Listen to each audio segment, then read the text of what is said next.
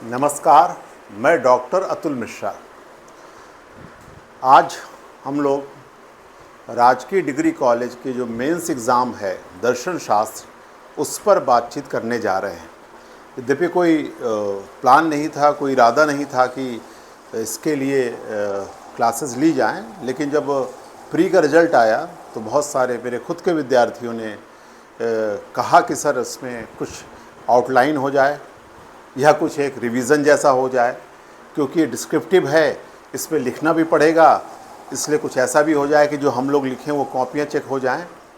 तो बहरहाल तो फिर मैंने भी सोचा कि चलिए विद्यार्थियों के लिए हम लोग कुछ लेक्चर्स ले लेते हैं जिसका संबंध राजकीय डिग्री कॉलेज से है। फ़िलॉसफ़ी का पेपर ये दो मायनों में अलग है, जिसे मैं मानता हूँ। एक तो ये है कि इसमें डिस्क्रिप्टिव पेपर हो रहा है। समानता बच्चे जो सिलेबस देखा जाए तो इसका सिलेबस काफ़ी बड़ा है, बड़ा बनाया गया है। और इसके अगर समकक्ष हम सिलेबस देखें तो दो सिलेबस मिलते हैं। एक यूजीसी नेट का सिलेबस मिलता है, जिसमें कि जो कि यूजीसी कराती एग्ज़ाम, लगभग सिलेबस उससे मिलता जुलता है। दूसरा सिलेबस जो हायर एजुकेशन का है, जिसमें कि जो उत्तर प्रदेश के जो डिग्री कॉलेज हैं उसमें जो परीक्षा में पूछा जाता है उसमें लगभग बराबर है। लेकिन देखा जाए और तीसरा सिलेबस हम देखें आईएएस का है, आईएएस मेंस का है। लेकिन आईएएस मेंस का जो सिलेबस है वो लगभग इसका आधा है।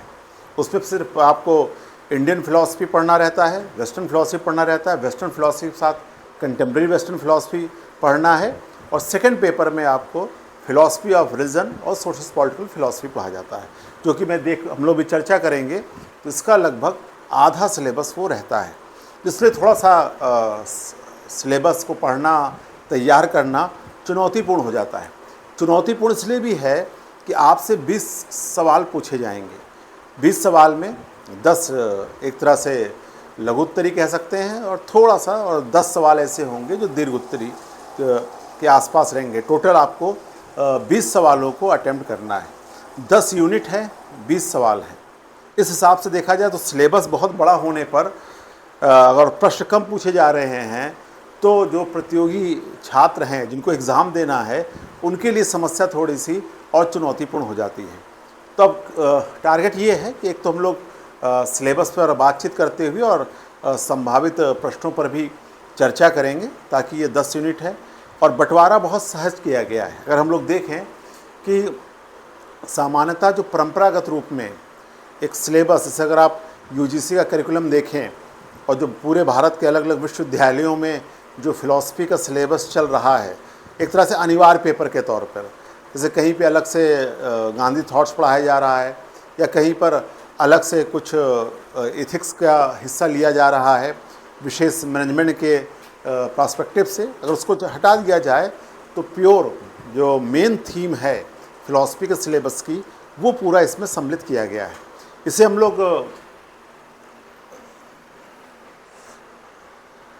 इस तरह भी समझ सकते हैं, अगर सिलेबस शुरू करने से पहले, कि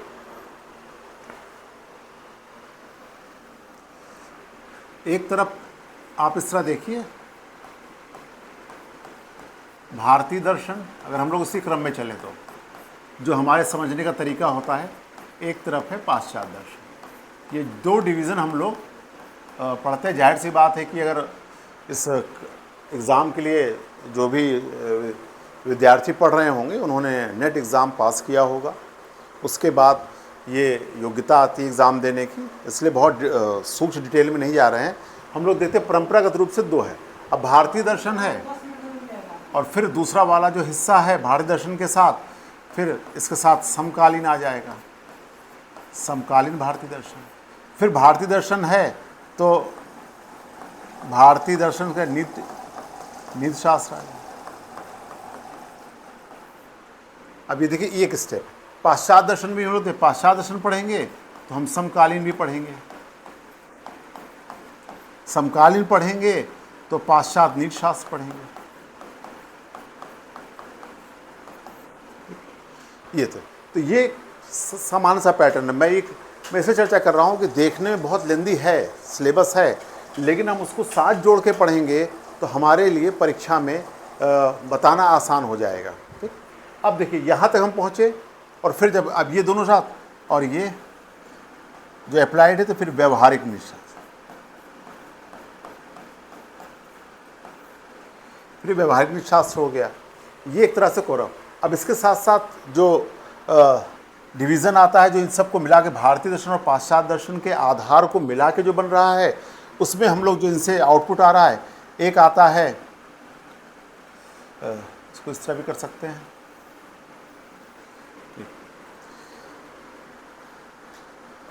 धर्म दर्शन, फिर सामाजिक राजनीतिक दर्शन,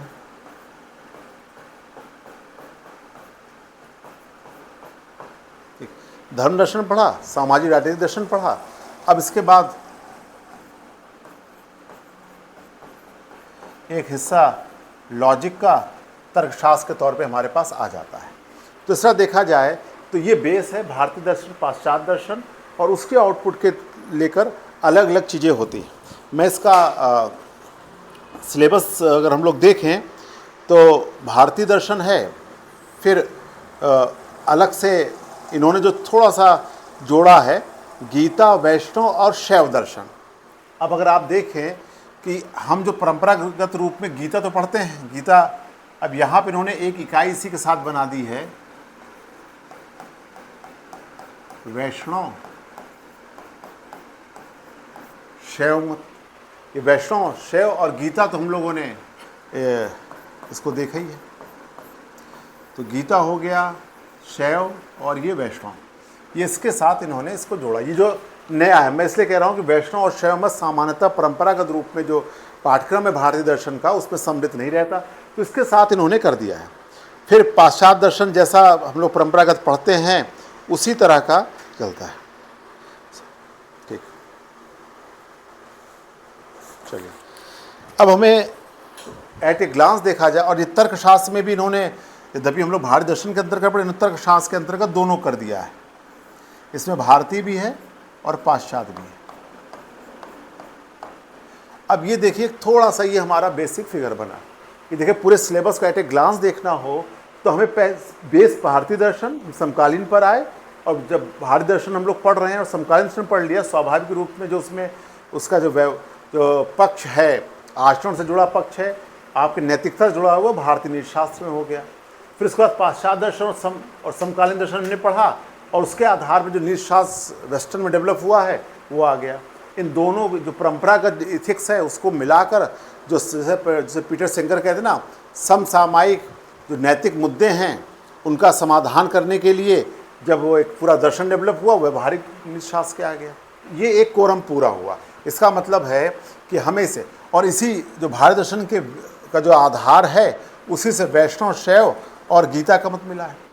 गीता में हम लोग पढ़ते ही हैं, गीता को नीतिशास्त्र के अंतर्गत भी पढ़ा गया है, अलग से भारत दर्शन के आधार पढ़ा गया। तो ये अलग से कोई विशेष बृहद टॉपिक जैसा नहीं है। अब इसका बेस बन गया। अब इसी बेस के आधार पर हम धर्म की चर्चा करते हैं और सामाजिक राजनीतिक दर्शन शास्त्र, जो कि इन्हीं के मूल्यों को मिला है। और ये सबसे अपडेट हिस्सा सामाजिक राजनीतिक दर्शन के अंतर्गत ये है। तर्कशास्त्र, जाहिर सी बात, जब जो तर्कशास्त्र जो भारतीय और पाश्चात्य किया गया है उसमें से कुछ तर्कशास्त्र की चीज़ें हमारी समकालीन पाश्चात्य दर्शन, वो भारतीय दर्शन से ली गई और पाश्चात्य। तो टोटल हमें इतना सिलेबस कवर करना है। और अब प्रश्नों का आप अगर पेपर बनाते समय भी देखें तो सबसे ज़्यादा जो प्रश्न हैं वो इस हिस्से से बनेंगे। ये जो हिस्सा है ये सबसे इम्पॉर्टेंट है। जाहिर बात, उनको अगर 20 सवाल पूछना है और आपके पास 10 यूनिट हैं तो हर यूनिट से कम एक सवाल होगा। इसलिए मान सकते हैं कि वैष्णव और शैव गीता से एक सवाल प्रश्न बनना है, तो ये एक सवाल छोटे वाले बन सकते हैं, ठीक। लेकिन जो मूल सवाल कम से कम 2 या 3 प्रश्न इनमें से पूछा जा सकता है। तो इसका तरीका यही है कि हम लोग अब सिलेबस पे आते हैं। तो देखिए एक ये प्रारंभिक आउटलाइन है जिसको कि आपके दिमाग में सेट फिगर होना चाहिए कि नहीं पूरे सिलेबस में। जैसे अगर आप होता नहीं तैयारी करते समय पूरा एट ए ग्लांस दिमाग में उसकी रूपरेखा बना सके। और अब अगर हम लोग देखें इसका एक फ़ायदा भी, जो लोग सिविल सर्विसेज में ऑप्शनल फ़िलॉसफी रख के तैयारी करते हैं उनके लिए बड़ी दिक्कत की बात है, लंबा सिलेबस है ये, ठीक। तो कोई अगर उसमें देखा जाए तो आईएएस में जो सिलेबस है वो सिर्फ इतना ही है, भारतीय दर्शन, समकालीन भारतीय दर्शन, पाश्चात्य दर्शन, समकालीन पाश्चात्य दर्शन, और इधर धर्म दर्शन और निशास्त्र, 1 2 3 और ये चौथा हिस्सा। तो इस हिसाब से एक और आपके पास जो समय करीब 1-1.5 महीने का ही है, उसे 1-1.5 महीने में आपको एक क्रम से करना होगा। मैंने कहा था शुरू में नई बात क्या है, इसमें डिस्क्रिप्टिव आ रहा है, हायर एजुकेशन का जो होता है कॉलेजों का उसमें ऑब्जेक्टिव आ रहा है, ठीक। नेट यूजीसी का एग्ज़ाम होता है उसमें से ज़रूरत नहीं पड़ रही है, तो हमें उसी हिसाब से अब रणनीति क्या बनानी चाहिए। हर शीर्षक के साथ आपको 50 या 100 शब्दों में नोट्स बना, आपने इसके पहले भी, क्योंकि आप प्री क्वालिफाई कर चुके हैं तो जाहिर सी बात है आपका ऑब्जेक्टिव नोट्स पूरा बना होगा, और जो छोटे छोटे जो तथ्यात्मक चीज़ें हैं वो आपके विषय में तैयार हो रही हों। इसी चैनल पे एक जो लेक्चर है जिसमें मैंने अंतर बताया है तथ्य का, सूचना का, फिर उसके बाद नॉलेज और बुद्धिमत्ता का। तो अब हम लोगों ने फैक्ट और सूचनात्मक तरीके से प्री के सवाल हल किए हैं, अब हमें ज्ञान और बुद्धिमत्ता के लेवल पे आकर इस सिलेबस को तैयार करना है, ठीक है। अब अगर अब देखते हैं पहले खंड में, देखिए दर्शन शास्त्र का जो पाठ्यक्रम है इसमें इकाई भारतीय दर्शन से इन्होंने शुरू किया है, इकाई पहला है, और वेद और उपनिषद। अब देखिए इसमें वेद और उपनिषद, जाहिर सी बात हम लोग एमए करते समय एमए के पाठ्यक्रम में हर जगह, और उसमें जो टॉपिक है वही आत्मन, जगत, ब्रह्म, ये 3 मुख्य बिंदु हैं। अब आगे अगर इसी का बेस करें, आगे हम लोग देखेंगे जब फिलॉसफी में, जब वेदांत में जाएंगे, फिर भी वही हमारे सामने यही शब्द या यही अवधारणाएं हमारे सामने आती है। तो होता क्या है कि वेद उपनिषद, फिर आत्मा, जगत, ब्रह्म,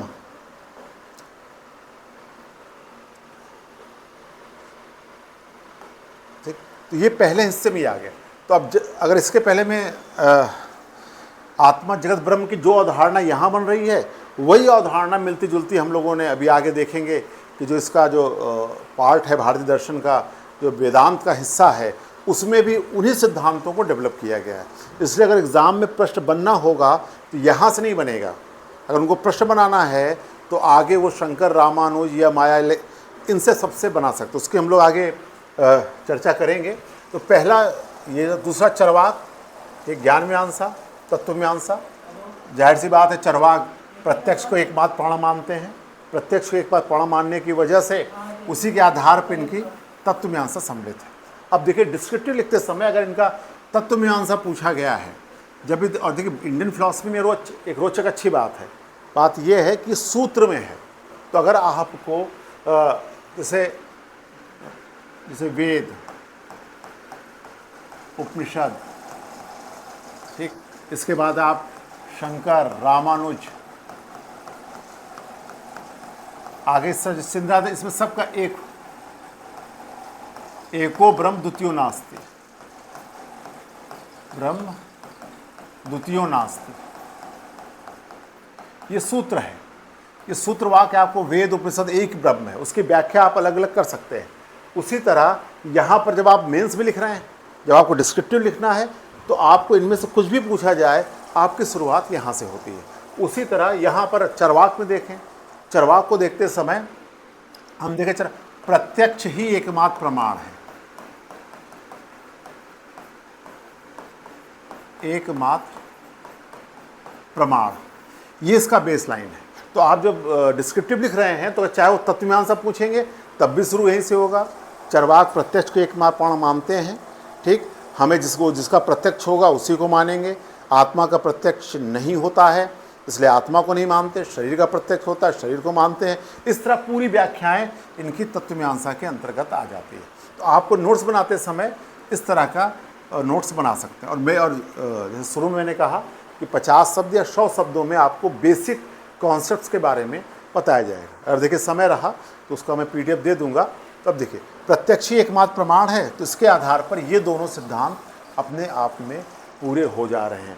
और ये फार्मूला अब देखिए यहाँ से परंपरागत रूप से हम लोगों ने यहाँ पर आचार मीमांसा ही पढ़ा होगा, जो कि ऋण लेके घी पियो, मरने के बाद कुछ भी शेष नहीं रहे, वो यहाँ नहीं रखा गया है। उसको भारतीय नीतिशास्त्र के अंतर्गत अलग से चर्चा हो जाती है। फिर जैन दर्शन, तीसरा ये दूसरी यूनिट। जैन में जाहिर सी बात है, अब जैन का ये जो सिद्धांत है स्यादवाद अनेकांतवाद, अब इनका ये संसार में देखिए अनंत वस्तु अनंत धर्म, अनंत वस्तुएं हैं, अनंत वस्तुओं के अनंत धर्म हैं। अब पूरा जैन का जो ज्ञान मीमांसा है और जैन की जो तत्व मीमांसा है, अब वो इसी पर डिपेंड कर गई। अब देखिए संसार में अनंत वस्तुएं हैं, अनंत गुण हैं, तो क्या होगा, इससे अनेकांतवाद आ गया। इसलिए हम जब भी जानेंगे तो पूरे गुणों को नहीं जान सकते, जो भी ज्ञान होगा वो सापेक्षिक होगा, इससे स्यादवाद सिद्धांत आ गया। और जो सापेक्षिक ज्ञान है इसे नय कहा गया। तो इस तरह से देखा जाए तो जैनियों की बेस लाइन आई, संसार में अनंत वस्तुएं हैं, अनंत वस्तुओं के अनंत गुण के तौर पर आता है। फिर इसमें मेरे ख्याल में इस सिलेबस को इन्होंने चरवाक का तो ज्ञान मीमांसा तत्वमीमांसा के साथ भले उन्होंने मोक्ष की संकल्पना नहीं रखी है, यहाँ पर इनका भी बंधन मोक्ष इसी से जुड़ा हुआ है। देखिए सीधा सा फार्मूला है, जैसा विचार वैसी दुनिया नजर आती है, वैसे ही हमारा व्यवहार होता है। तो ज्ञान मीमांसा, तत्व मीमांसा और फिर हमारी आचार मीमांसा। तो बंधन और मोक्ष का आधार भी यही हो गया है कि भाई जब आपको इसमें अब देखिए यहाँ पर इन्होंने इसको रखा है, सिलेबस बहुत छोटा हो सकता था, आगे जाके भारतीय नीतिशास्त्र के अंतर्गत इसे दोबारा और विस्तार से दिया। अब जब मेरे ख्याल में सिलेबस थोड़ा सा रिवाइज भी हो सकता था कि यहाँ इन्होंने बंधन मोक्ष, आश्रय और निर्जरा, इसकी चर्चा अलग से की गई है भारतीय नीतिशास्त्र के अंतर्गत। तो पढ़ते समय हम लोग इसे कर सकते हैं कि जब जो तत्व मीमांसा और ज्ञान मीमांसा को यहाँ से देखें और नीतिशास्त्र को एक साथ वहाँ पर देखा जा सकता है। इसके बाद आता है चौथा हिस्सा। तो पहली यूनिट है इसमें बौद्ध। अब देखिए अब यहाँ पर पूरा जो सिद्धांत है, यद्यपि सबसे बौद्ध दर्शन और न्याय दर्शन, जिसमें कि बहुत बड़ा सिलेबस है, अगर आप सिलेबस को ध्यान से देखेंगे तो ये दो हिस्से काफ़ी बड़े नज़र आते हैं। तो बौद्ध दर्शन का भी है, जो कुछ है वो 4 आर्य सत्य से है। ठीक, हमने इसको देखा है, द्वितीय आर्य सत्य से प्रतिसमुत्पाद निकला है, कारण प्रतिसमुत्पाद, इसके होने से यह होता है। 4 आर्य सत्य संसार में दुख का कारण है और फिर दुख दूर किया जा सकता है। द्वितीय तृतीय आर्य सत्य से प्रतिसमुत्पाद आया, कारण पर निर्भर रहकर कार्य की उत्पत्ति होना। तो ये इनका बेसिस था। यद्यपि इसमें 2 हिस्से हो जा रहे हैं, एक जरा मरण चक्र जो परंपरागत है, जरा मरण चक्र गौतम बुद्ध का बोध चक्र किसे कहते हैं, वही प्रतिसमुत्पाद कहा गया। लेकिन बाद में ये कारण कार्य सिद्धांत के तौर पे आ गया, कारण कार्य सिद्धांत के तौर पर इसको माना गया। तो इसको लेकिन यहाँ पर करते समय इन्होंने प्रतिसमुत्पाद का निर्माण, ये परंपरागत पाठ्यक्रम से सीधे ये लिया गया।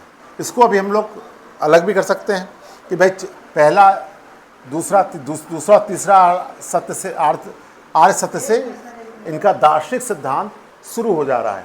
अब इसके बाद क्या आ रहा है कि जब जरा मरण चक्र से के आधार पर फिर निर्वाण की चर्चा हो रही है। निर्वाण के साथ अष्टांगिक मार्ग, 8 मार्गों का पालन करना है, ये तथ्यात्मक चीज़ है। और निर्वाण, फिर इसके बाद अब देखिए जैसे ये दार्शनिक मत के तौर पे आता है, अब इसका संबंध क्षणभंगवाद से अनात्मवाद। इसलिए जैसे मैंने कहा ना कि चरवाक में प्रत्यक्ष ही एकमात्र प्रमाण है, इसे माना गया है। तो उसी तरह जैनियों में माना गया अनंत वस्तुएं अनंत गुण हैं, इनका जो फार्मूला है। और जो पहली यूनिट थी उसमें एको ब्रह्म द्वितीयो नास्ति, एकमात्र सत्ता ब्रह्म की है, दूसरी सत्ता नहीं है। तो हर भारतीय संप्रदाय का एक फार्मूला है, जिनका क्या है, कारण पर निर्भर रहकर कार्य की उत्पत्ति होना, इसके होने से यह होता है। तो यहाँ मैं बताना चाह रहा हूँ कि अगर आपको क्षणभंगवाद लिखना है तो आना यहीं से पड़ेगा, प्रतिसमुत्पाद। इसलिए देखिए परीक्षा में सवाल आता है, क्या प्रतिसमुत्पाद केंद्रीय सिद्धांत है? जब ये प्रश्न इस बात का सूचक है कि आप बौद्ध में कुछ भी लिखेंगे, डिस्क्रिप्टिव, आपको शुरुआत है इसके होने से यह होता है, कारण पर निर्भर रहकर कार्य की उत्पत्ति होती है, कारण के नष्ट होते ही फिर तो कार्य उत्पन्न होता है। और ये श्रृंखला चलती रहती है, इसलिए हर चीज़ क्षणिक है। ये और यही क्षणिकवाद आ गया, क्षणभंगवाद आ गया। तो हर चीज़ क्षणिक है, तो ना बाहर कुछ, ना हमारे भीतर ना बाहर, कोई भी ऐसी सत्ता नहीं है जो शाश्वत हो। यही अनात्मवाद, अनात्मा। यहाँ पर आत्मा का जो संबंध होता है उसमें शरीर से, किसके एक अर्थ तो ये होता है शरीर से भिन्न चेतन तत्व।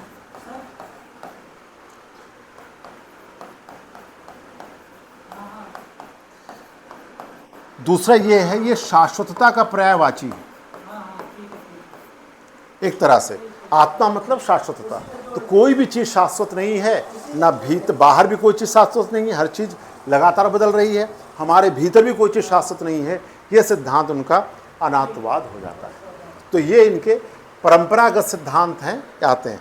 फिर बौद्ध दर्शन के संप्रदाय, इस पर अब संप्रदाय ऐतिहासिक दृष्टिकोण से देखा जाए तो एक वैभाषिक स्वतांत्रिक, इसमें कोई फुल प्रश्न बनने की स्थिति नहीं है। अब इसमें जो भी प्रश्न जो बनना है वो मुझे लगता है कि उनके मूल सिद्धांतों के आधार पर बन जाता है। तो फिर वैभाषिक स्वतांत्रिक, इनका फिर स्वतंत्र अंतर, ये इन्होंने दो हिस्सों में, जैसे हम कहते हैं ना कि बौद्ध दर्शन के संप्रदाय को एक तरफ वैभाषिक कहा गया, स्वतांत्रिक, इधर हम लोग विज्ञानवाद, शून्यवाद, और इसको हम लोग हीनयान और महायान के अंतर्गत इसको समझ सकते हैं। बस जो शीडी शर्मा की किताब पढ़ते हैं हम लोग भारतीय दर्शन, उसमें बस बौद्ध वाले पक्ष को बचाना चाहिए, क्योंकि उन्होंने अलग से जो एक डिवीज़न किया है उसकी इतनी यहाँ बहुत ज़रूरत नहीं है हमारे एग्ज़ाम को लेकर। तो यहाँ पे मोटा मोटा सिद्धांत है, हीनयान महायान, वैभाषिक स्वतांत्रिक, विज्ञानवाद और शून्यवाद। तो ये तीन जो हिस्से किए इन्होंने पहले पार्ट के लिए कर दिए, और फिर उन्होंने विज्ञान देखिए, फिर आदर्श। तो विज्ञानवाद सिद्धांत है जो, अब देखिए ये भी वही प्रतिसमुत्पाद से, अगर आप बौद्धों में जो कुछ लिख रहे हैं प्रति हर चीज़ उत्पन्न हो रही है, नष्ट हो रही है, तो क्षणिक है, तो क्षणिक के साथ फिर विज्ञान का उल्लेख आने लगा। ठीक, तो विज्ञानवाद, आदर्शवाद, फिर विज्ञान के अलग अलग प्रकारों का उल्लेख बौद्धों में मिलता है। यद्यपि विज्ञान परीक्षा के दृष्टिकोण से ज़्यादा महत्वपूर्ण इसका शून्यवाद। तो विज्ञान ये भी प्रतिसमुत्पाद के आधार पर आता है। ठीक, फिर शून्यता की विभिन्न व्याख्याएँ अलग अलग की जा रही हैं, लेकिन मुख्य तो ये भी प्रतिसमुत्पाद से ही आया है। संसार कारण पर निर्भर रहकर कार्य की उत्पत्ति हो रही है, हर चीज़ किसी हर निर्भर है, हर निर्भरता जो है वो शून्यता के तौर पर भी आ जाए। तो शून्य की जो व्याख्या है यहाँ पर, कि जो अलग अलग व्याख्याएं की गई, लेकिन मुख्यतः ये जहाँ पे इसका एक प्रश्न हो रहा है, एंड हो रहा है, वो यही हो रहा है कि संसार की प्रत्येक सत्ता जो है वो एक दूसरे पर निर्भर है। कुछ कोई ऐसा नहीं कि कोई निरपेक्ष सत्ता नहीं है। तो इस आधार पर शून्यता को अलग अलग ढंग से समझा गया है।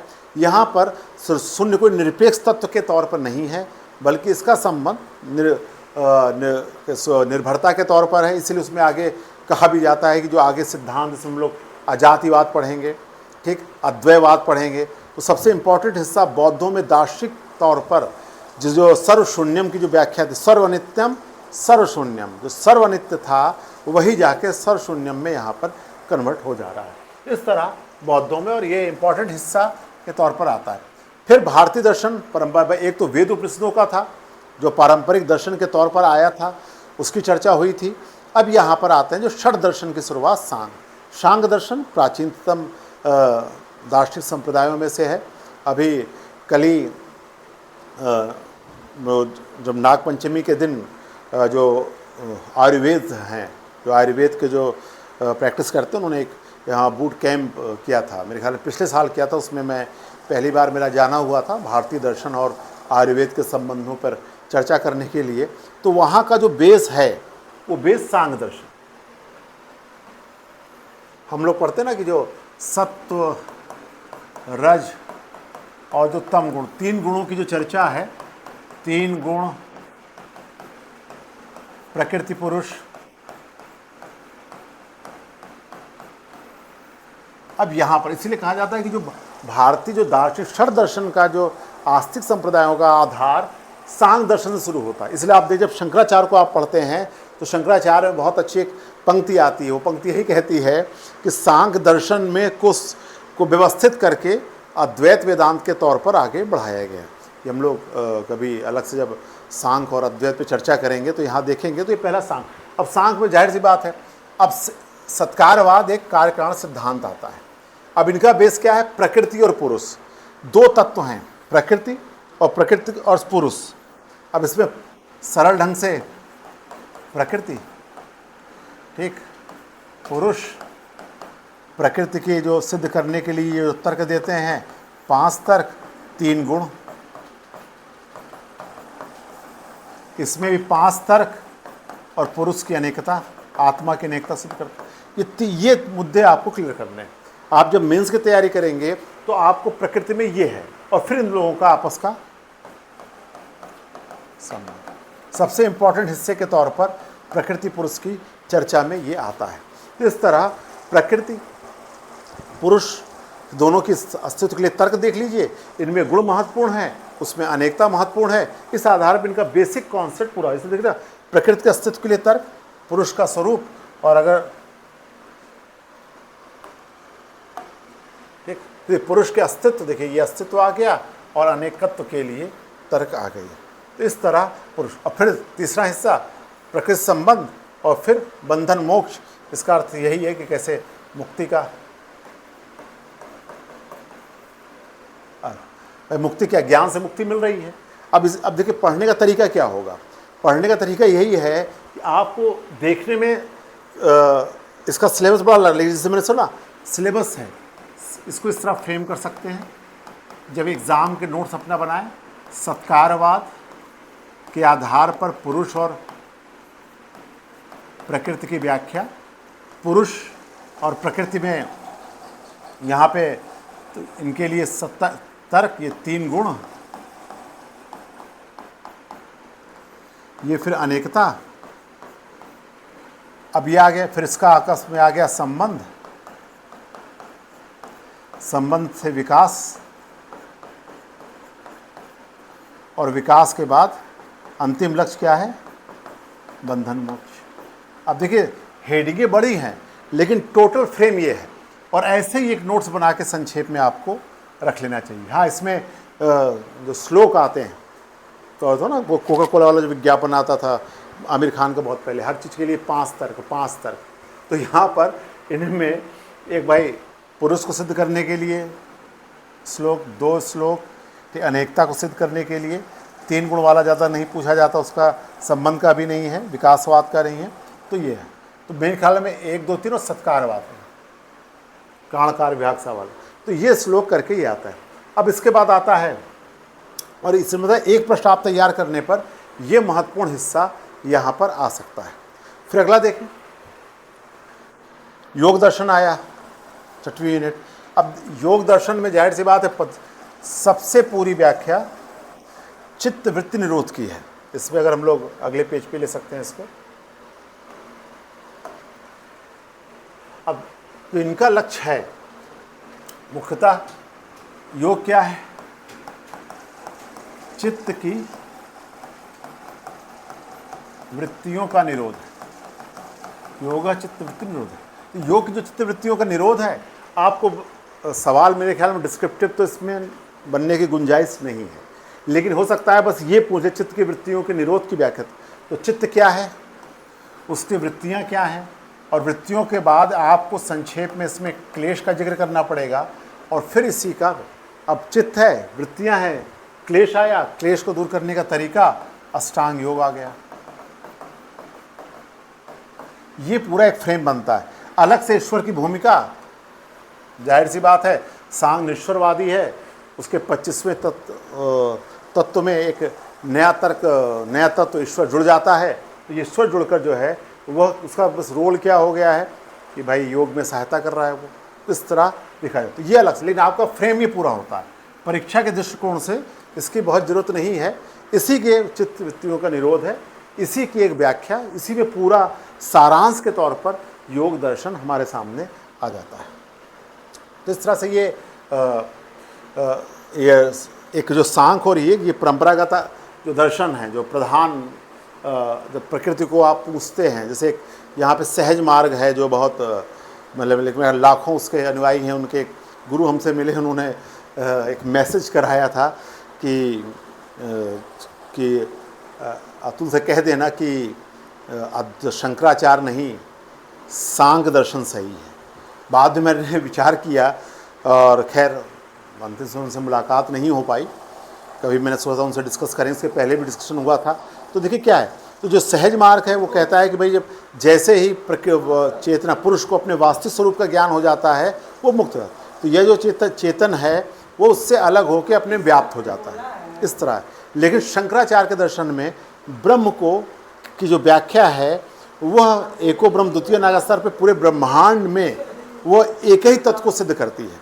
तो यहाँ पर क्या है कि जो भी द्वैत सांख्य दर्शन में बना था, सांख्य दर्शन के अंतर्गत पुरुष और प्रकृति का द्वैत था, वो द्वैत खत्म हो गया शंकर के। तो दार्शनिक दृष्टिकोण से एक तत्व की व्याख्या हमेशा तार्किक मानी जाती है। तो सांख्य दर्शन का महत्व ये भी है कि उसने अद्वैत वेदांत शंकराचार्य के दर्शन का एक आधार भी प्रदान किया है, जो उपनिषदों से आया हुआ भले था। अब देखें, अब आते हैं न्याय दर्शन, 7वीं यूनिट है।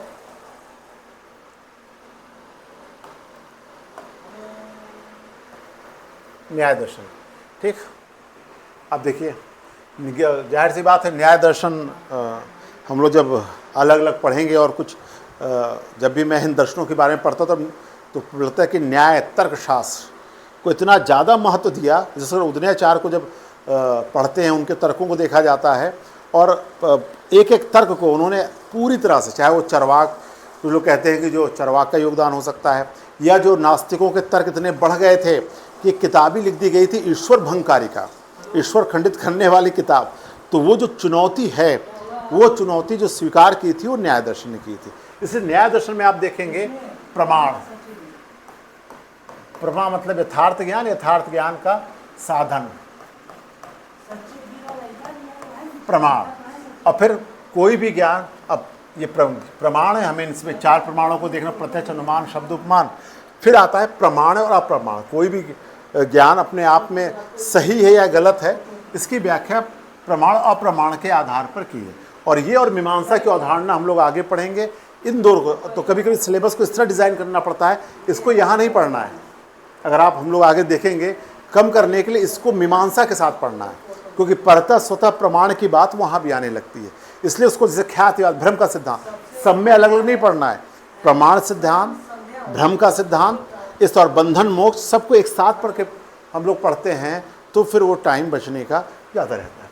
फिर कॉन्सेप्ट ऑफ गॉड, फिर ईश्वर की अवधारणा, जैसा मैंने अभी उदयनाचार्य का जिक्र किया है, तार्किक ढंग से ईश्वर को सिद्ध करने का तो जो प्रयास है वो न्याय दर्शन में बहुत रोचक मिलता है। कभी आप महाकुंभ के दौरान वो डिबेट, वो शास्त्रार्थ उदयनाचार्य के साथ, या फिर न्याय दार्शनिकों और बौद्धों का जो शास्त्रार्थ है वो रोचक है। तो यहाँ पर ईश्वर को सिद्ध करने के लिए अवधारणा, और बड़ा अच्छा वो तर्क भी मिलता है कि जिसमें कि जब पुरी के मंदिर में पहुँचते हैं उदयनाचार्य और दरवाज़ा बंद रहता है, तो उनको जो एक लाइन है कि आज मेरे आने पर हे प्रभु तुमने अपने दरवाजे बंद कर लिए हैं, कल को जो जिनको बौद्धों को जिनको मैं पूर्व दिशा में भगा चुका हूँ वापस आएंगे, तो तुम हो कि नहीं हो ये मेरे पे डिपेंड करता है। ये था तर्क का, मतलब घमंड नहीं है, आत्मविश्वास। तो ईश्वर को तर्क के, ईश्वर की अवधारणा, ईश्वर के लिए तर्क। आपसे परीक्षा में अवधारणा नहीं पूछी जाएगी, मैक्सिमम होगा तो ईश्वर के अस्तित्व के तर्क पर सवाल बनता है, क्योंकि दर्शन का पेपर है और दर्शन के पेपर में जहाँ जहाँ तर्क है वहाँ वहाँ वो महत्वपूर्ण हो जाता है। फिर उसके बाद फिर अब देखिए, इन्होंने ख्याति भ्रम का मैंने चर्चा भी किया था। अब इसके पहले मैंने कहा प्रमाण है तो जाहिर सी बात है इसके साथ हम लोग ख्याति या भ्रांति का सिद्धांत पढ़ते हैं। तो ख्यातिवाद, जिसे पहले ज्ञान समझा जाता था, ख्याति का शाब्दिक अर्थ होता था ज्ञान, जिसे हम लोग ज्ञान समझते थे, बाद में पता चल जब डेवलपमेंट हुआ कि वो भ्रम के रूप में व्याख्या है। तो ख्यातिवाद, जैसे अकलमंद, अकल से मंद होना, समझने के लिए होता है तो ख्यातिवाद। तो ख्यातिवाद आ गया जो अनुभव। सबसे अच्छा उदाहरण रज्जु और सर्प का उदाहरण है तो भ्रम का सिद्धांत। तो उसमें अलग अलग मत है और मुझे लगता है कि सबको एक साथ पढ़ना चाहिए। जितने भी दार्शनिक संप्रदाय कुछ सिलेबस में है, कुछ सिलेबस में नहीं है, लेकिन मुख्यतः जो प्रमाण और अप्रमाण की चर्चा दो को ही तैयार करना चाहिए। न्याय दर्शन को तैयार करना चाहिए, न्याय के बाद मीमांसा में हाँ दोनों के समन्वय के तौर पर वे शंकराचार्य के चिंतन को लिया जा सकता है। यहाँ हमने देखा। फिर इसी का जो काउंटर पार्ट है वैशेषिक पदार्थ। वैशेषिकों में बस दो तो विशेष नामक है, इनके जो 7 पदार्थ हैं इनको सब पदार्थ विषय अभाव महत्वपूर्ण होता है। और फिर कारणवाद, वैशेषिकों का जो कारणवाद है वो मुख्यतः कुछ नहीं, वो परमाणुवाद के ही आधार के तौर पर हमें आता है। और वहाँ सत्कारवाद था या आरंभवाद। इसलिए मैं कहता हूँ जैसे कारणवाद को पढ़ना है तो भाई सत्कारवाद और आरंभवाद। आप सभी ने जब एमए किया होगा तो उसमें निबंध का जो एक पेपर अनिवार्य होता था तो उसमें तैयारी ऐसी ही होती थी। भारतीय दर्शन में कारणकार सिद्धांत, भारतीय दर्शन में ख्याति का सिद्धांत। तो वो यहाँ पर काम आता है कि आप अलग से सत्कारवाद ख्यातिवाद पे एक नोट्स बना लें ताकि परीक्षा में एग्जाम आपको पेपर बनाने के लिए दिया जाए तो आप चाहेंगे पेपर कहाँ से बने, इसमें क्वेश्चन एक पूछा जाए, उसको हल करने के लिए एक से ज़्यादा दार्शनिक सिद्धांतों की आवश्यकता पड़ती है। इसका सबसे रोचक उदाहरण मायावाद है। आपने देखा कि अगर एक सवाल कोई मुझसे, मैं जब आईएएस के लिए जो बच्चे पढ़ा आते हैं पहले पीसीएस के लिए आते हैं, मैं कहता हूँ भाई एक सवाल कोई मुझसे पूछे, कौन सा एक सवाल इंडियन फिलॉसफी में है तो वो है शंकराचार्य का मायावाद, रामानुज कैसे खंडन करते हैं। इस तरह कोई मुझसे पूछता है एक सवाल वेस्टर्न फिलॉसफी में संश्लेषणात्मक प्रागौणिक निर्णय। मायावाद में ये क्या है कि दो शंकर और रामानुज, दो फिलॉसफी इन्वॉल्व है, पूरी वेद उपनिषद को समझना होगा। प्रागौणिक संश्लेषणात्मक निर्णय में आपको पूरा ज्ञान, बुद्धिवाद, अनुभववाद, तो ये 2 सवाल तो हमेशा तैयार रहने चाहिए। इसका रीज़न यही है कि जिस प्रश्न को हल करने में जितने ज़्यादा आवश्यकता होगी सिद्धांत मतलब दार्शनिक सिद्धांतों की, वो इतना इम्पोर्टेंट हो जाता है। फिर अगला हिस्सा अब देखिए पूर्व मीमांसा। इसके कुछ अलग अलग लेक्चर मेरा इसी चैनल पे है। दर्शन का तो कुछ ऐसा ही है कि जितनी अलग अलग तरह के चर्चाएं करना और आनंददायक होता है, लेकिन यहाँ हम लोग बहुत संक्षेप में चल रहे हैं। बाद में मौका रहा तो अलग अलग ढंग से हम लोग एक एक फिलॉसफी को लेकर आगे बढ़ेंगे, क्योंकि अब समय देखना है, जो समय है हम लोग के पास उसमें कितनी चीज़ें हो सकती हैं। अब देखिए पूर्व मीमांसा। अब यहाँ पर ये प्रमाण आ रहे हैं, ये जो स्वतः और परतः का झगड़ा है मीमांसा और न्याय को लेकर, ये यहाँ पर एक साथ पढ़ना रहता है। हम लोग भी जब पढ़ते थे तो एक पूरा नोट्स बनता था, बहुत बड़ा सा नोट्स है। फाइनल में स्वतः परतः, भारत दर्शन में स्वतः परतः प्रमाण का व्याख्या, उसमें पूरे दार्शनिक संप्रदायों को लेकर चलता है। आपको वही इस्तेमाल करना है, मीमांसा और न्याय को यहाँ से जोड़ के। फिर अब आया यथार्थ ज्ञान के प्रमाण, ज्ञान का स्वरूप, त्रिपुटी, प्रत्यक्षवाद। अब यहाँ पर 2 महान लोग मिलते हैं, कुमारिल और प्रभाकर। इन दोनों के सिद्धांतों को यहाँ पर तुलनात्मक तौर पर दोनों ज्ञान का स्वरूप बता रहे हैं और दोनों की व्याख्या त्रिपुटीवाद और प्रत्यक्षवाद, ठीक, या फिर उसे ज्ञातावाद के तौर पर भी परिभाषित किया जाता है। इसे ये अलग से देखना। और दोनों का लक्ष्य क्या था कि मीमांसा दर्शन, जाहिर सी बात है पूर्व मीमांसा आ गया है, तो अगर हम लोग कैटेगरी बनाते हैं दर्शनों की तो इसको आस्तिक संप्रदाय, एक कैटेगरी बनती है आस्तिक और नास्तिक की। आस्तिक में भी 2 कैटेगरी बन जाती है। एक कहते हैं पूरी तरह से वेद उपनिषद आधारित, तो कहते हैं हम कुछ नई बात नहीं कह रहे हैं, जो वेद और उपनिषद में कहा गया हम वही कह रहे हैं, ये इस तरह का आता है।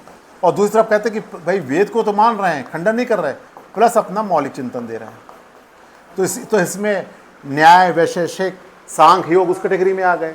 समझ, इस कैटेगरी में मीमांसा और वेदांत कैटेगरी में उसी में ये आते हैं। ठीक, फिर इसमें देखिए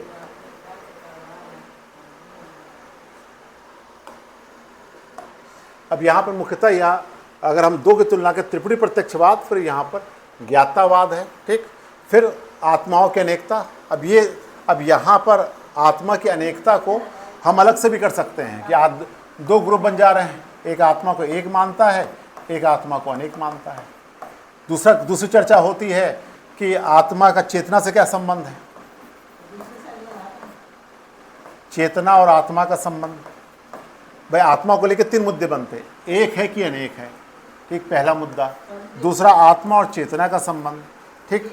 फिर उसके परिमाण को लेकर भी है, आत्मा एक है कि नहीं, कि चेतना और आत्मा का संबंध है, विभु है तो इसमें ही बन जाता है। अनलिमिटेड है कि अत्यंत सूक्ष्म है कि शरीर परिमाणी है, तो इस तरह से अलग। तो यहाँ पर भले ही लास्ट में आया है आत्मा का, लेकिन इसको पूरे मिला के पढ़ना चाहिए, ठीक। धर्म और अपूर्व, ठीक। हम जो भी कार्य कर रहे हैं तो जाहिर सी बात है कि ये जो दो सिद्धांत हैं, ये जो वेद, क्योंकि देखिए मीमांसा वेद को मान रहा है और कहते हैं वेद के वाक्य त्रिकालिक, इस काल किसी भी समय में किसी भी स्थान में अकाट्य है। ये जो फार्मूला है इसका, इसी आधार पर धर्म और अपूर्व की व्याख्या मिलती है। फिर देखिए यहाँ पर अब इनका जो सिद्धांत है, क्योंकि मीमांसा में जब भी मीमांसा होगा तो उसमें इंपॉर्टेंट क्या होगा, वो वेद के बारे में जो कह रहे हैं और प्रमाण के बारे में जो कह रहे हैं। जैसे इसके पहले वाले में हम लोग देखें तो देखिए ये जो प्रमाण है उसके बारे में जो कह रहे हैं, दूसरा वेद। तो इसलिए जब भी मीमांसा तैयार कीजिए तो एक वेद वाक्य को लेके जो बात कह रहे हैं वो, और दूसरा प्रमाण को लेके जो कहा जा रहा है वो है।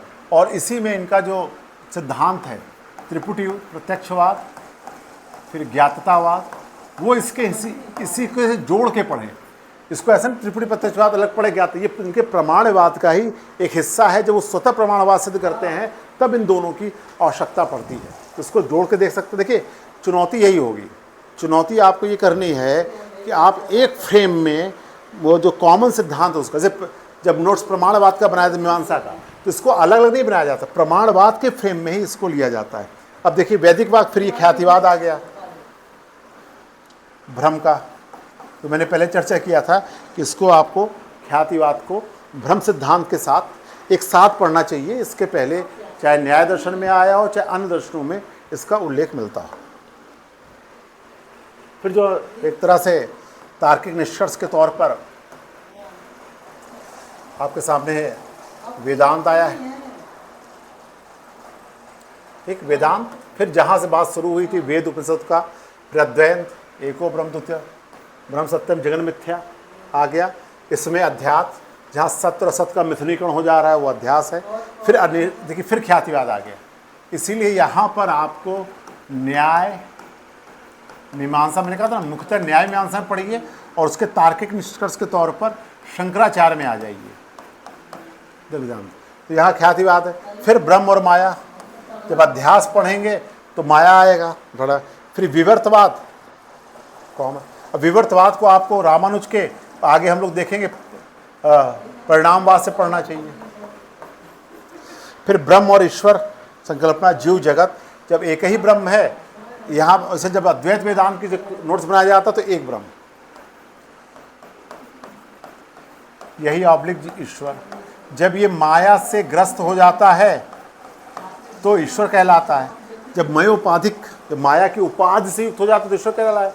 मायापति है तो ब्रह्म है भाई, सर्व सर्वा के तौर पर ये आता है। तो ब्रह्म और ईश्वर, फिर जीव और जगत, इसी से लिंग और को शंकर के दर्शन में तो भाई जीव जगत तो जाहिर सी बात है सब माया के प्रतिरूप के तौर पे हमारे सामने आते हैं। फिर इसमें थोड़ा सा ये मोक्ष, ज्ञान की संकल्पना बहुत महत्वपूर्ण नहीं है, यहाँ मोक्ष संकल्पना को इसमें होगा फिर देखना होगा। फिर इसके बाद ये जाहिर सी बात है कि शंकर को प्रच्छन्न बौद्ध, जो हम लोग बौद्ध दर्शन का जो महायान संप्रदाय है उसकी बहुत सारी बातें इनसे मिलती हैं, तो उसको एक साथ देखा जाता है। वहाँ भी प्रच्छन्न बौद्ध को जब शून्यवाद आप पढ़ेंगे, विज्ञानवाद पढ़ेंगे तो वहाँ की स्थिति आती है। फिर लास्ट में जब इसके आते हैं तो विश्वाद्वैत, मैंने शुरू में चर्चा किया, तो देखिए माया का खंडन यहाँ पर आ गया। अब सगुण ईश्वर आ गया, वहाँ जो ब्रह्म है वो ईश्वर, यहाँ ईश्वर आ जा रहा है विशिष्ट रूप से। वो कहते हैं एको ब्रह्म द्वितीयो नास्ति, एकमात्र सत्ता ब्रह्म की, दूसरी कोई सत्ता नहीं है, और सब जो भी है वो आभास है। यहाँ पर कह रहे हैं भैया एकमात्र सत्ता ईश्वर ब्रह्म है, ईश्वर ही ईश्वर है, लेकिन उसके दो अंश हैं, चित अचित, वो भी सत्य है। तो विशिष्ट रूप से एक हो गए, तो इसकी यहाँ तक ये बात माया खंडन। फिर इसी के फिर सत्ख्यातिवाद। अब देखिए यहाँ पर कारणकार सिद्धांत के तौर पर मैंने कहा भाई सत्कारवाद में कारणकार चल रहा है, इसको भी एक साथ मिला के आपको तैयार कर लेना चाहिए। सत्कारवाद आ गया, सत्कारवाद के अलग अलग, फिर आरंभवाद, फिर बौद्धों का ले लीजिए प्रतिसमुत्पाद को भी, ठीक। तो सत्ख्यातिवाद, अपृथक सिद्धि। यहाँ पर जो कहते हैं कि भैया सत्ख्याति है कि अगर हमको आप रज्जु को सर्प, अगर आप सर्प प्रतीत हो रहा, रज्जु सर्प प्रतीत हो रहा है तो भाई सर्प भी सत्य है, जो भी अनुभव में आ रहा है वो सच चीज़ें हैं। अपृथक सिद्धि, इनका जो सिद्धांत है भाई ये दोनों एक रोचक है। अपृथक सिद्धि रोचक यही है कि भाई जो ईश्वर के दो अंश हैं उनको अलग नहीं किया। फिर ये परिणामवाद जिसकी चर्चा हमने पहले की थी, फिर वही जीव आ गया। इसमें मुक्ति जो है भक्ति से मिलती है, और भक्ति की जो अंतिम स्थिति है वो प्रपत्ति है, ठीक। ये सभी मूल अधिसूचना यूनिट 1 का है। तो ये जो पहली यूनिट हम लोगों ने देखी, चलिए अभी पहले हम लोग 1 यूनिट तक रख रहे हैं इसको, और इसी के आधार पर दूसरी यूनिट को देखें। तो अब मुख्यतः आपको इस पूरे सिद्धांत में जो पढ़ना है, वो पढ़ने का जो आधार है, आधार ये है कि भारतीय दर्शन में जो षड दर्शन है, षड दर्शन के एक बेसिक जो प्रश्न है वहाँ से वेद उपनिषदों से, मेरे ख्याल में अगर ब्रह्म और माया पूछना है तो उनको यहाँ से पूछ लेंगे। वहाँ पर आप जो जगत, जीव और ब्रह्म के बारे में चर्चा है, जगत और जीव, इसके मेन कॉन्सेप्ट्स पढ़ लेंगे। लेकिन ये प्रश्न यहाँ से ज़्यादा पूछा जाना चाहिए। फिर चरवाक का एक ही प्रश्न में हो जाएगा। तत्वमीमांसा, ज्ञान मीमांसा, उसकी ज्ञान मीमांसा इंपॉर्टेंट है, तत्वमीमांसा छोड़ा जा सकता है। कोई प्रत्यक्ष एकमात्र प्रमाण है और अन्य प्रमाणों का कैसे खंडन कर रहे हैं, इसे देखा जाता है। फिर उसके अगले हिस्से में जैन आए, अनंत वस्तुएं, अनंत गुण हैं। बौद्ध आए, बौद्ध में प्रतिसमुत्पाद है, प्रतिसमुत्पाद से कैसे अलग अलग चीज़ें, पूरे अनात्मवाद, क्षण भंगवाद का करना चाहिए। संप्रदायों में शून्यवाद इंपॉर्टेंट तौर पे आता है। फिर सांख्य दर्शन में प्रकृति पुरुष दोनों का संबंध, विकास, इसको देख सकते हैं। योग में चित्तवृत्ति निरोध आ गया आपका। फिर इधर न्याय दर्शन में आया तो न्याय दर्शन में 4 प्रमाण हैं, वो हमेशा महत्वपूर्ण रहे हैं। और वैशेषिक दर्शन में जो पदार्थ है वो हो रहा है।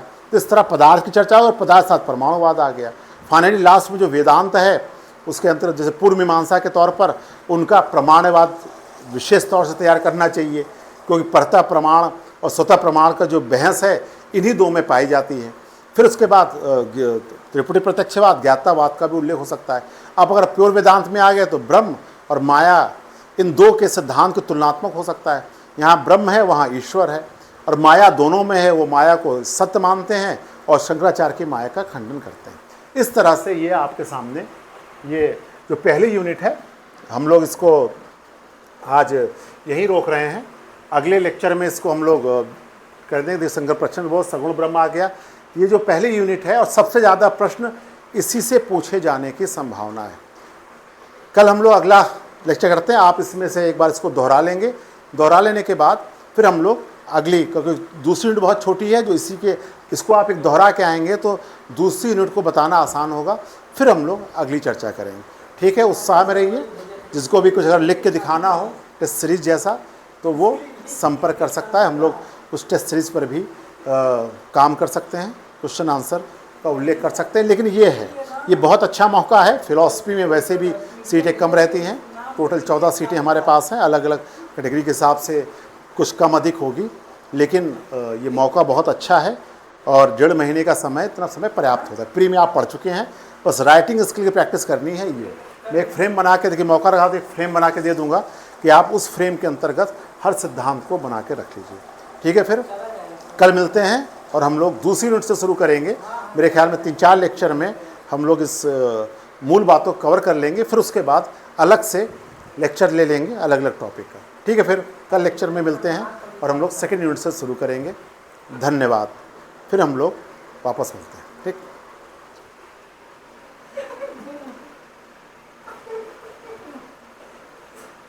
इसको अब हम लोग फिर कल देखते हैं उसको। अब देखिए इसमें थोड़ा सा बस ये था, देखिए संक्षेप में वेद उपनिषद की बात आई थी। ठीक, आत्मा जगत ब्रह्म, ये 3 टॉपिक हैं और ये ब्रह्म और आत्मा को साथ जोड़ के आपको कॉन्सेप्ट बनाना पड़ेगा। फिर दूसरे में देख लेंगे ये जो मैंने चर्चा की थी संक्षेप में, इसको एक साथ मिला के पढ़ेंगे आप, एक साथ होगा। उसी तरह जैनवाद, ये स्यादवान, एकांतवाद, न्यायवाद, इसको भी एक साथ देखा जाता है, क्योंकि नित्य अनित्य के आधार पे उत्पाद वै धोव्यम सत, उत्पाद उत्पन्न हो रहा है, वै हो रहा है, स्थिर हो रहा है, तो उत्पाद वै धोव्यम सत, ये पूरा एकांतवाद का आधार, यही द्रव्य की परिभाषा है और इसका है। फिर इसके बाद इसे एक साथ कर लेंगे। फिर 4 आर्य सत्य प्रतिसमुत्पाद से ही जोड़कर आपको चीज़ों को देखना होगा कि प्रतिसमुत्पाद, और प्रतिसमुत्पाद से ही क्षणभंगवाद, प्रतिसमुत्पाद से अनादिवाद। मेरे ख्याल में ये हिस्सा ज़्यादा इम्पॉर्टेंट है पूछे जाने का परीक्षा के दृष्टिकोण से, ये होगा। फिर यहाँ पर इसको भी आपको एक कोई भाई छोटे सवाल में ये हो सकता है ये अंतर पूछ लें, लेकिन मुख्यतः इसमें जो शून्यवाद की या शून्यता की जो व्याख्याएं हैं वो ज़्यादा आधार का काम करेंगी। सांख्य दर्शन आया, सांख्य दर्शन में प्रकृति और पुरुष को आधार मानकर यहाँ पर आप चर्चा कर सकते हैं, चर्चा। तो इसके बाद चित्तवृत्ति, योग में सीधा सा है एक ही सिद्धांत, योगा चित्तवृत्ति निरोधा, इसको आप इसे कर सकते हैं। फिर न्याय दर्शन आया, ज्ञान के प्रमाण, प्रमाण और प्रमाण। ज्ञान के प्रमाणों में आपको एक मिनट,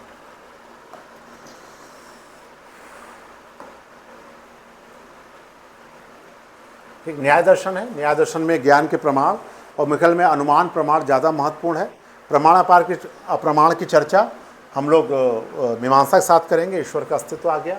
फिर ख्यातिवाद, भ्रम का सिद्धांत भी लास्ट में मीमांसा और वेदांत के साथ। वैशेषिक दर्शन में परमाणुवाद और यहाँ पदार्थ की चर्चा अलग से करनी होगी। फिर मीमांसा में प्रमाण की चर्चा है। फिर ज्ञान के स्वरूप में बस त्रिपुटीवाद और मुख्यतः ज्ञातावाद को लेके, प्रत्यक्षवाद भी उसी का हिस्सा ही है। फिर उसमें लेकिन प्रमाणवाद महत्वपूर्ण है। फिर अपूर्व की चर्चा और वैदिक वाक्यों को क्यों ये मानते हैं कि वैदिक वाक्य कैसे प्रमाणिक हैं, इसकी चर्चा हो सकती है। ख्यातिवाद साथ साथ देखना है। फिर वेदांत, ब्रह्म माया, फिर शंकराचार्य का सिद्धांत आया, फिर इसको मिला के ही एक साथ देखा जाता है। तो एक मैं रिवीजन कर दिया और फिर हम लोग कल मिलते हैं और फिर देखते हैं कि आगे यूनिट्स में क्या होता है। ठीक, धन्यवाद।